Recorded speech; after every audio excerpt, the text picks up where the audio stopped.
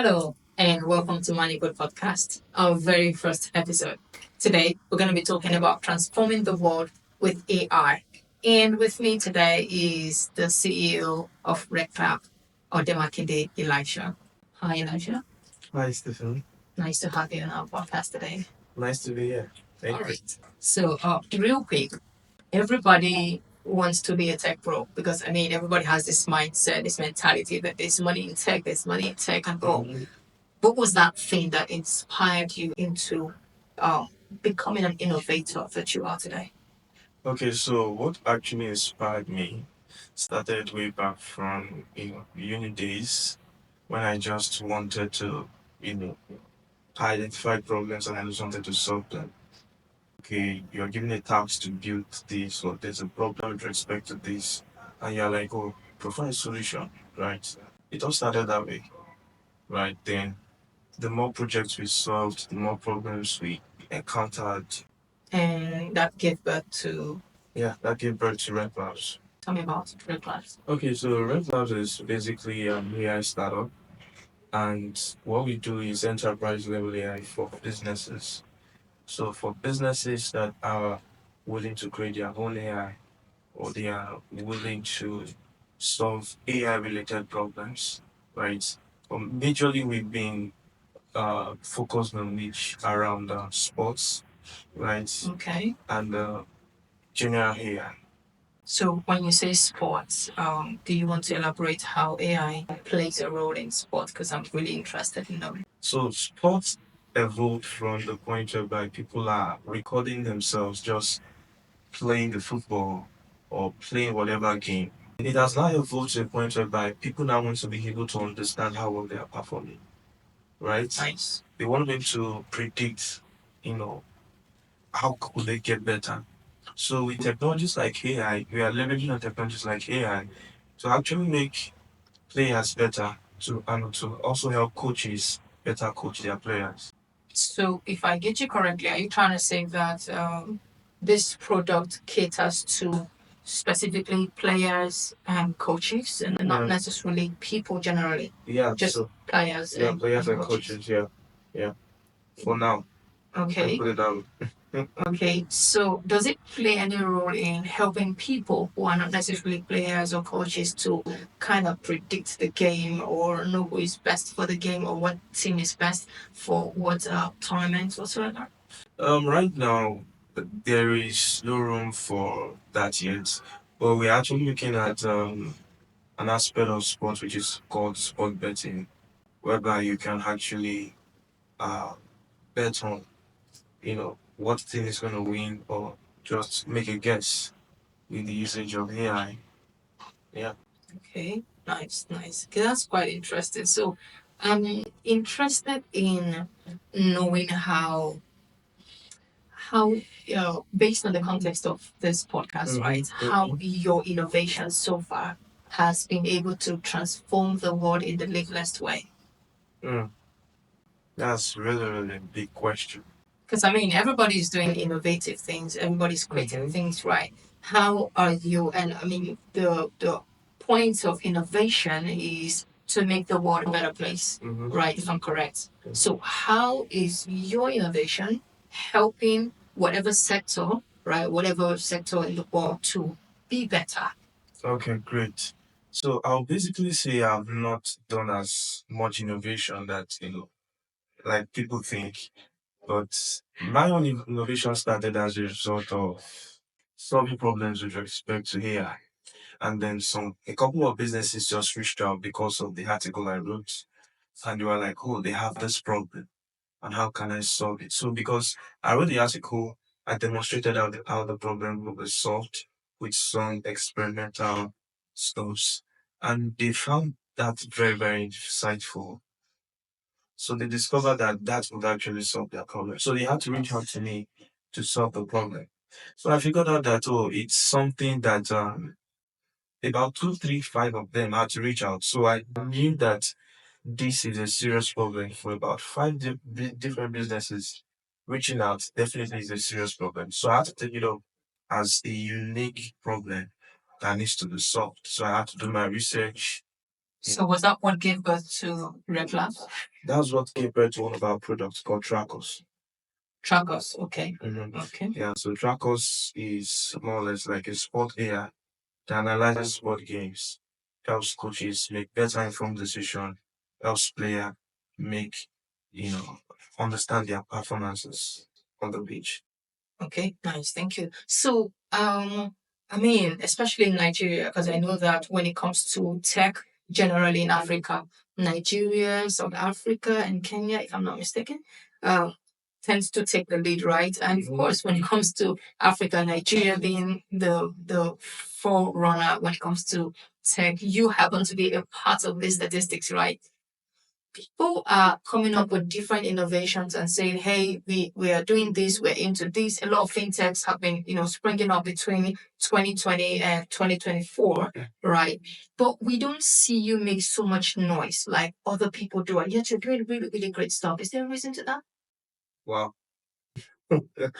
Well, I have to smile first because people have their reasons to do so many things. Number one, we are not fintech. We are not the regular software company. We are an AI company.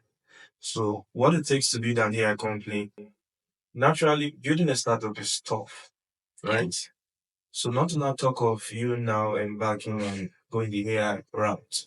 AI requires massive amount of data. AI requires massive amount of compute that you have to bomb a lot of cost, right?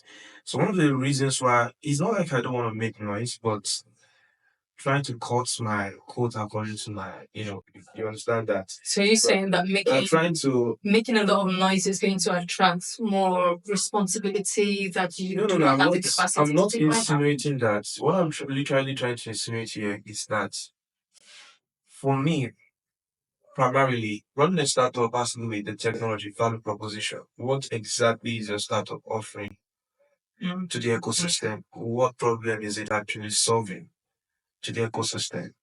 Figuring that out is primary for me, right? Figuring out the technology and how the technology is making a difference is primary for me. And when we are looking at it from the AI landscape, it's actually not an easy nut to crack. So that's why it's not like we don't want to make noise on social media, but we want to focus more on actually getting the technology right. But that doesn't mean we can't tell our stories or communicate or make people know what we do out there. Right. So that's just it. Okay, so talking about telling your stories, what has been your most challenging moments that you think is quite common also among innovators generally, well, locally and globally, and how have you been able to overcome these challenges? Okay, so I would basically say this particular challenge is very common among innovators or mostly people building startups. We are having a massive exodus of brilliant talent in the country. And looking at AI at its earliest form, you still have a lot of people that still need to understand what exactly is AI and how to actually build or engineer AI solutions, right? And in that regards, we are having quite a number of issues with that because we don't have so much of talents that are so technical to actually solve or to actually create AI solutions. So, in the event that you need people who are extremely experienced to solve the problem, but the people who are extremely experienced are like the Nigerian word Japan, right? So there is mass exodus, like you said, right? How do you tackle the problem of getting extremely experienced people who will be consistent on ground, right, to create a solution to the problems that you're trying to solve? So one of the things that I'm trying to do right here is number one, um, invest in people. Though in the startup ecosystem is a very very difficult and tricky thing to do because when you invest in people, you want them to give back. But most times, um, people want to be invested in, but some don't just want to stay because they want to just hurry and go for a greener pasture and all those things. So there's no way by which we can. It's a problem generally for startups. There's no, even if you invest in people, there's no way you can make them stay or or hold them down. They want to go. Are you not interested in greener pasture? Yes. Because everybody is interested in greener pasture, but so everybody's looking going at the problem that they're trying to solve, right? We are trying to do our best from here. All right, so I want to create an argument for these people, right, who are jackpotting.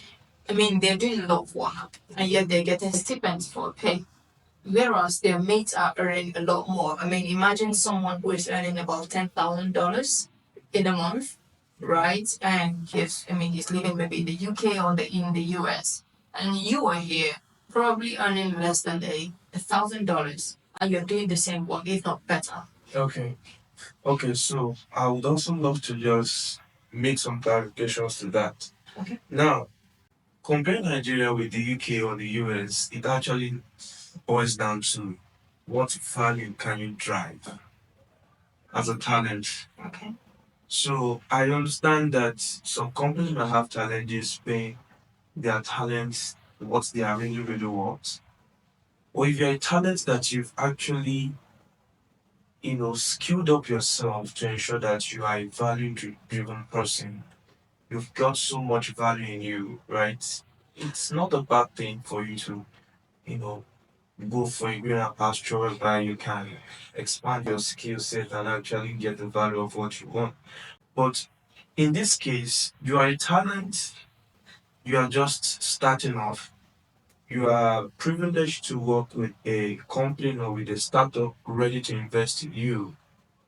There should be little or no demand, right? I'm not saying that talents cannot be paid, but you should see it as an exposure, as an opportunity for you to get to understand or to learn the intricacies with respect to the business. Every business, every startup, the major thing about a startup is to make money, is to generate revenue, right? So if a startup is taking a huge risk, right, to train you, right, there is no return of investment because they don't expect you to be able to deliver that value at that moment, right?